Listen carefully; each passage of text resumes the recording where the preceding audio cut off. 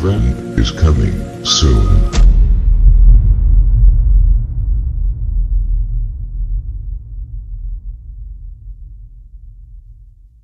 Synchronicity in the Mind of God, Unlocking the Mystery of Carl Jung's Meaningful Coincidence. By conscious reminder. Those who believe that the world of being is governed by luck or chance and that it depends upon material causes are far removed from the divine and from the notion of the One. Plotinus, NEAV.9. While preparing for his role in the 1939 film The Wizard of Oz, actor Frank Morgan decided against using the costume offered him by the studio for his role as the traveling salesman Professor Marvel, opting instead to select his own wardrobe for the part. Searching through the racks of second-hand clothes assembled over the years by the MGM wardrobe department, he finally settled on an old frock coat that eventually served as his costume during the movie's filming. Passing the time one day, Morgan idly turned out the inside of the coat's pocket only to discover the name L. Frank Baum sewn into the jacket's lining. As later investigation confirmed, the jacket had originally been designed for the creator of the Oz story, L. Frank Baum, and made its way through the years into the collection of clothing on the MGM backlot. Most of us have, at some point or another, experienced certain unusual coincidences so startling they compel us to wonder about their possible significance or purpose. Do these strange occurrences hold some deeper meaning for our lives? Or are they simply chance events, explainable through ordinary laws of probability, as most scientists claim? Among those who wrestled with these questions was the famed Swiss psychologist Carl Jung. Having experienced many such uncanny events himself, he coined the term synchronicity to describe the phenomenon of meaningful coincidence. Whereas some coincidences were indeed without significance, he wrote, every so often there occurred confluences of circumstance so improbable they hinted at a deeper purpose or design in their unfolding. 1. To explain such phenomena, he theorized the existence of a principle in nature very different from that normally described by conventional physics. Whereas most visible phenomena in the world seem to be related in a cause and effect manner, like billiard balls bouncing into one another, synchronistic events appear to be causally related, as though linked by an underlying pattern rather than by direct, linear forces. For instance, the presence of Baum's coat on the film wasn't caused by the making of the film, nor did the appearance of the coat somehow cause the making of the film, they simply were dual expressions of the same unfolding matrix of meaning. Jung went on to postulate two primary kinds of causal relationships, between two or more outer events in one's life, as in the case of Frank Morgan, or between an outer event and an inner psychological state. Since it was first published in 1952, Jung's concept has increasingly filtered into popular culture, having found its way into the plot lines of TV shows, works of pop fiction like The Celestine Prophecy, and the lyrics of rock groups like The Police. In more scholarly quarters, there have been attempts to shed light on this theory through classifying various types of coincidence, scrutinizing it in terms of statistical studies, or even explaining it through quantum physics. The search continues.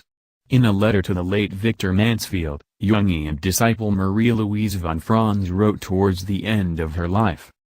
The work which has now to be done is to work out the concept of synchronicity. I don't know the people who will continue it. They must exist, but I don't know where they are. 2.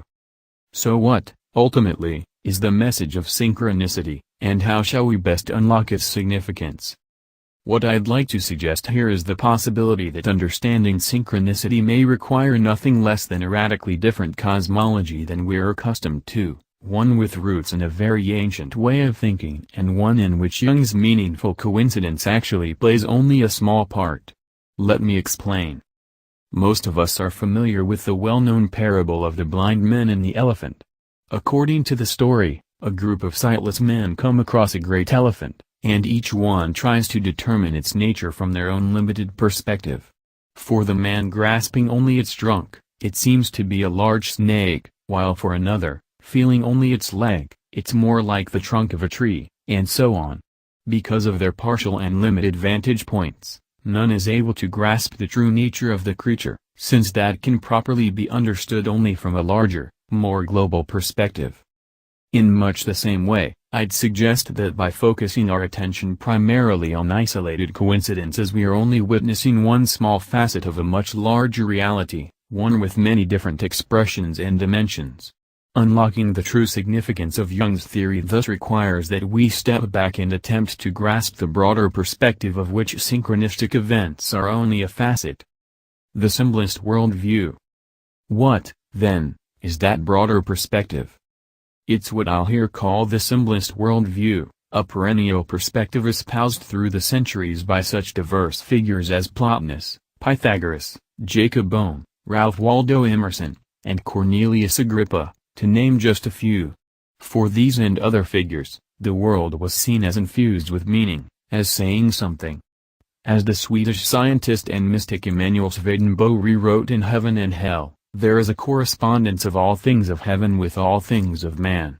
3. The universe is a reflection of an underlying spiritual reality. All phenomena express the deeper ideas and principles of which they are a signature, and can therefore be deciphered for their subtler significance. For the symbolist, all events and phenomena are seen as elements of a supremely ordered whole. Like the intricately arranged threads of a great novel or myth, the elements of daily experience are viewed as intimately interrelated, with no event out of place, no situation accidental. Consequently, even a seemingly trivial occurrence can serve as an important key toward unlocking a greater pattern of meaning. The passage of a bird through the sky, the appearance of lightning at a critical moment, or the overhearing of a chance remark, such events are deemed significant because they're perceived as interwoven within a greater tapestry of relationship. Pervading the warp and weft of creation is a web of subtle connections sometimes known as correspondences. The American essayist Ralph Waldo Emerson once said, "Secret analogies tie together the remotest parts of nature, as the atmosphere of a summer morning is filled with innumerable gossamer threads running in every direction, revealed by the beams of the rising sun." 4. Using more contemporary terms, these correspondences could well be described as causal connections, since they are not based on mechanistic forces of cause and effect, like our proverbial billiard balls on the pool table, but on principles of analogy, metaphor, and symbolism. For example, whereas scientists view the moon as a material body with certain measurable properties, such as size, mineral composition, and orbital motion, among others, for the esotericist the moon may also be related to such things as water, women, the home, food, and emotions, since these all linked through an underlying lunar archetype, or what might be called the principle of receptivity. Understanding the language of correspondences thus provides the esotericist with a skeleton key toward unlocking the hidden connections which unite the outer and inner worlds of our experience. Since the advent of scientific rationality in the 17th and 18th centuries, the concept of correspondences has been dismissed by scientists as nothing more than an outmoded metaphysical fiction, comparable to a child's belief in Santa Claus or the Tooth Fairy. Yet as soon becomes obvious to anyone studying astrology for any length of time, such correspondences are actually quite real and not merely the stuff of overactive imaginations. Consequently, when the moon is stressfully activated in a person's horoscope, they may experience a rash of problems in their dealings with women, say, or when Jupiter crosses over their Venus, they might suddenly experience a run of good luck in matters involving romance or money, and so on. Ultimately, the horoscope provides a complex map of the symbolic correspondences that weave their way throughout a person's life, in ways that are both testable and repeatable. The implications for Jung's synchronicity. So how does the symbolist perspective force us to rethink Jung's synchronicity theory? For one, in his formal writings on the subject Jung claimed that synchronicity was a relatively rare phenomenon. 5. But for the symbolist, coincidence is just the tip of a far greater iceberg of meaning, the most visible feature of a pervasive framework of design and relationships that undergirds all experience. In a sense, the entire world is a vast matrix of causal connections extending to every aspect of one's experience, from one's body and thoughts to every event and object in the environment. Said another way, everything is a coincidence, insofar as everything coincides. Jung regarded the synchronistic event as an important eruption of meaning in our lives. But as divinatory systems like astrology demonstrate, and as I explore more fully in the Waking Dream 6, there are actually many eruptions of meaning in our lives besides the occasional and remarkable coincidence, many of them equally important: marriages, births, deaths, graduations, job changes, chance encounters, accidents, nightly dreams, and many others. All these and more are synchronistic insofar as they correspond in causal and meaningful ways to other unfolding patterns in one's life. 7. To borrow a phrase from William Irwin Thompson, we are like flies crawling across the ceiling of the Sistine Chapel, unaware of the complex archetypal drama spread out before us. What the infrequent and dramatic coincidence does is pull back the curtain for us on one small portion of that vast tableau of meaning. For that reason, uncovering the truth of synchronicity won't be had through scientific methodologies or by carefully studying individual coincidences, but only through a broader philosophical inquiry into the symbolic nature of existence itself. As a result, unlocking Jung's meaningful coincidence may ultimately require a unified field theory of meaning that incorporates such diverse disciplines as sacred geometry, astrology, the theory of correspondences, chakra psychology, number theory, and a multi-leveled cosmology, to name just a few. Only within the broad framework offered by just such a sacred science can we hope to truly grasp the whole elephant of synchronicity, and not simply one of its appendages, as exemplified by the rare and dramatic coincidence.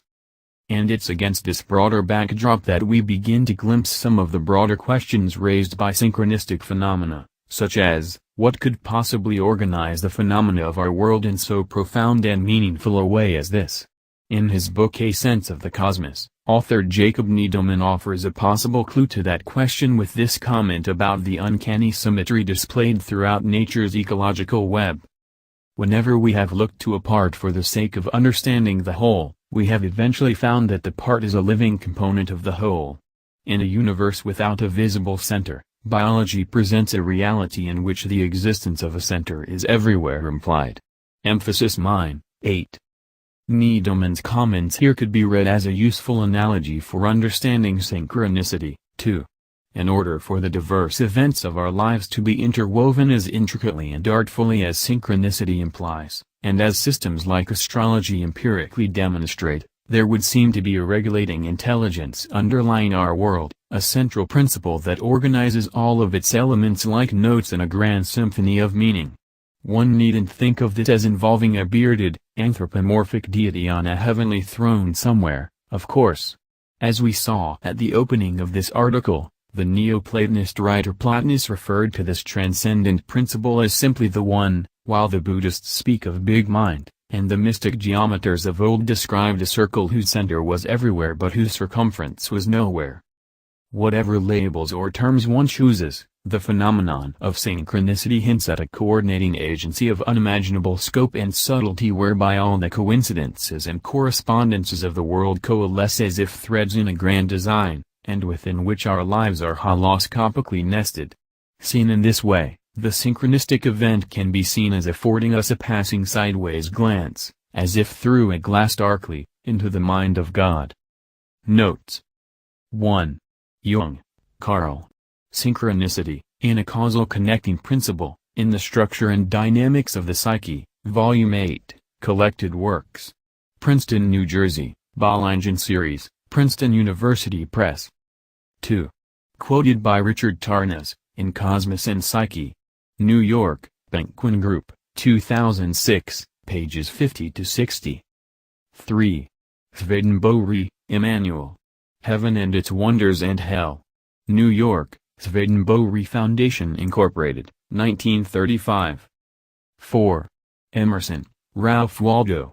The Complete Writings, Volume 2. New York, William H. Wise, 1929, p. 949. 5. The question as to the true frequency of synchronistic phenomena was a matter of debate even during Jung's lifetime, and at one point became a bone of contention between Jung and his colleague, the Swiss analyst C. A. Meyer. Meyer pointed out that if synchronicity is indeed a phenomenon at right angles to causality, as Jung claimed, then by definition it must manifest as commonly in our lives as does causality, not simply as an occasional feature. Conceding that point, Jung added a footnote in his book's second edition to that effect, failing, however, to credit Meyer for clarifying that point for him. On being angrily confronted by Meyer for this oversight, Jung modified the footnote, number 70, to include Meyer's contribution, which in subsequent editions has read, "I must again stress the possibility that the relationship between body and soul may yet be understood as a synchronistic one. Should this conjecture ever be proved, my present view that synchronicity is a relatively rare phenomenon would have to be corrected." Italics mine, R.G. 6. Grass, Ray. The Waking Dream, Unlocking the Symbolic Language of Our Lives. Wheaton, Illinois, Quest Books, 1996. 7. The frequency of synchronistic phenomena is just one of several ways the symbolist perspective forces a revision of Jung's theory, but there are others. For example, Jung regarded synchronicities as fundamentally personal phenomena, as arising out of the psycho-spiritual dynamics of a person's relationship with their world, yet the sheer pervasiveness of correspondences in our world, as demonstrated by astrology, for example, implies that synchronicity extends to the collective and universal levels as well. For example, one finds meaningful correspondences operating through history on a socio-cultural level as well, involving situations which extend far beyond the personal sphere, and indeed, the universe itself seems founded on the principle of correspondences, upon it causal connections of many types. Also, Jung emphasized the element of simultaneity as a distinguishing feature of synchronistic events, that is, coincidences occurring within the same moment in time, such as getting a phone call from an old friend just as you stumble across an old photo of them in your attic.